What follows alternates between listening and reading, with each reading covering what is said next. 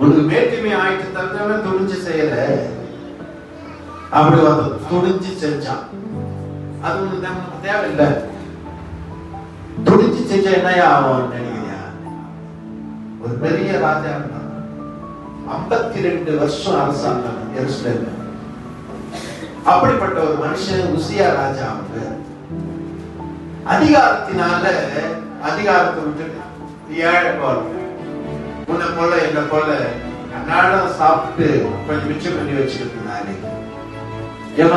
இப்போ வேதம் இப்படி சொல்லப்படுகிறது, இந்த மனுஷன் 7 மணி ஆண்டுல தேடணும். 7 மணி கொஞ்சம் அதிகாரம் வந்துட்டு கொண்டு வச்சுட்டான் ஆண்டவர். இதுதான் இன்னைக்கு நீ பார்த்து பாரு. சரி, ஏழையா இருக்க அப்ப தேடுற போது கர்த்தர் அவனுக்கு என்ன கொடுத்தாரு? எடுத்து வாசி. 2 நாளாகவும் 26வது அதிகாரம் 16வது வசனம் வாசி. அவன் பலப்பட்ட போது தனக்கு கேடு உண்டாக மட்டும் அவனுடைய மனம் மேட்டிமையாகி என் தேவனாகிய கர்த்தருக்கு விரோதமாக மீறுதல் செய்து தூபபீடத்தின் மேல் தூபம் காட்ட கர்த்தருடைய ஆலயத்திற்குள் பிரவேசித்தான். இப்ப ரொம்ப வசதி ஆயிட்டா, ஏழை குழந்தைலாம் மாறி போச்சு, உயர் உச்சகட்டத்துக்கு வந்துட்டான், வசதி வாய்ப்பு ஆயிடுச்சு. இப்ப மேட்டிமை ஆயிடுச்சு. யாரா ஆண்டவர்? இப்ப அதுக்கு முன்னாடி 5வது வசனத்தை வாசி. அவன் எப்படி இருந்தா பாக்கலாம். தேவனுடைய தரிசனங்களில் புத்திமானாய் இருந்த சகரியாவின் நாட்களிலே தேவனை தேட மனம் இணங்கி இருந்தார். அவன் கர்த்தரை தேடின நாட்களில்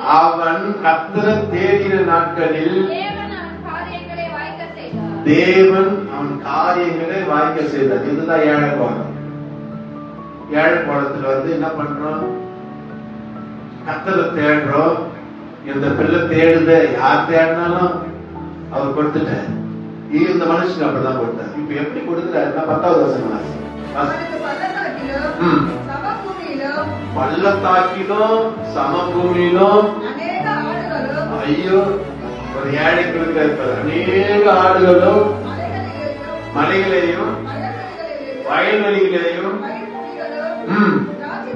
திராட்சை தோட்டங்களும் உண்டாக இருந்தபடியால் அவன் வனாந்தரத்திலே ஐயோ கோபுரங்களை கட்டி அநேக துறவுகள் பெரிய வசதியாயிட்டோம். இதுதான் அந்த ஏழை கோலத்தில் அந்த மனுஷனுக்கு தரிசனமாக கொடுத்தது. நீங்க அப்படிதான் நம்ம கொடுக்குற. ஆனா இவனுக்கு மேன்மை ஆயிட்ட பிறகு சபையில் வந்து கேட்கிறான், புல்பீட்ல வந்து நான் தான் விளக்கு தீபம் ஏற்ற வேண்டும். ஆண்டவர் சொல்றாருப்பா, உனக்கு லாக்கிப்படாதியா, அதுக்குன்னு ஒரு ஆளை நான் வச்சிருக்கிறேன், அதிகாரத்தை வச்சுக்க நீ வீட்டுல சபையில என்னென்ன வச்சு அனுப்புற. அவன் மீறி அதிகாரத்தினால என் அன்பு தேவ பிள்ளைகளை அவன் தீபத்தை கொண்டு வருகிறான். இப்ப எடுத்து நீ வாசி 20வது வருஷம்.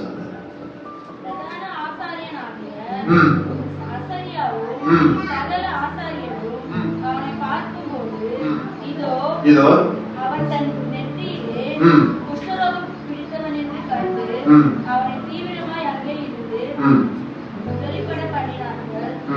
கர்த்தர் தன்னை அடித்ததினால். யார் அடித்ததா? எல்லா சத்தம் சொல்லி யார் அடிச்சது? எது கட்சாரு? இப்ப பெரிய வந்து வசதியான ஒரு மனுஷன் குஷ்டரோகம் பிடிக்க வச்சாரு, அடிச்சாரு. மேட்டிமை ஆயிட்டனால இப்ப அவனுக்கு என்ன வீடு தெரியுமா? அதுக்கே வாசிட்டு வந்தேனா ஒரு சின்ன குடிசை.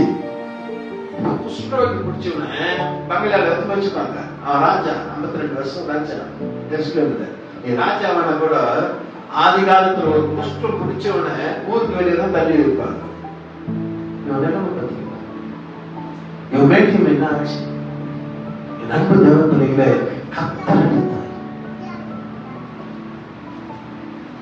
இவனுடைய நிலைமையை நீ வாசித்து பாரு. என்ன சொல்றாங்க? டேய், உனக்கு லத்தியம் ஆகாது, நீ தீபம் ஏற்றத்துக்கு உனக்கு தகுதி கிடையாது. ஆசாரியருக்கு ஒருவருக்கு ஆசாரியர் நான் ஏற்றம் வர எதிராக வசதியா மரத்துக்குள்ளே அடிச்சார்.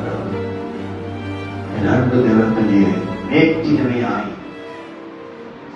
இன்னைக்கு நமக்குள்ள இருக்கின்ற அந்த மேட்டிமை எடுத்தது கர்த்தர் உன்னோடு கூட இருப்பார். கர்த்தர் தாமே ஆசீர்வதிப்பார்.